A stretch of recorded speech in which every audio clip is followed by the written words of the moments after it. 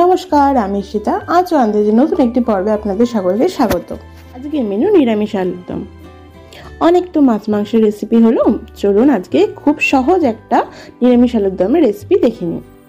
এর জন্য আমরা কড়াইতে কিছুটা সর্ষের তেল গরম করে আগে থেকে হালকা সেদ্ধ করে রাখা আলুগুলো ভেজে নেব।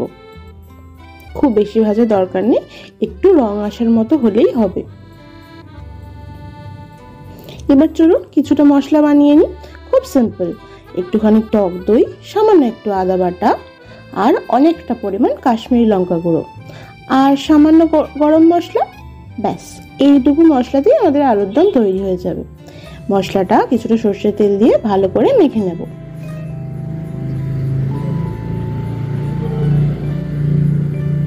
এবার কড়াইতে যে তেলটা ছিল আলু ভাজার পরে, সেই তেলটাতে এই মশলাটা দিয়ে নেব।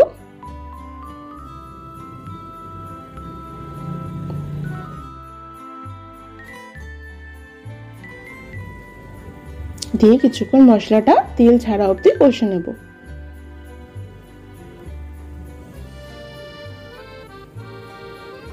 আন্দাজ মতো নুন ও চিনি দিয়ে মশলাটা কষা হয়ে গেলে আগে থেকে ভেজে রাখা আলুগুলো আমরা এতে অ্যাড করে দেব।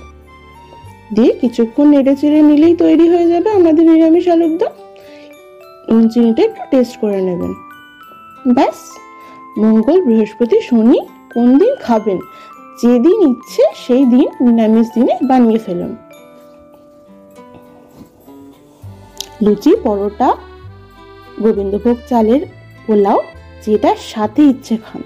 আমি কিন্তু পোলাওয়ের সাথে খেয়েছি। আপনারা কিসের সাথে খাচ্ছেন আমাকে অবশ্যই জানাবেন।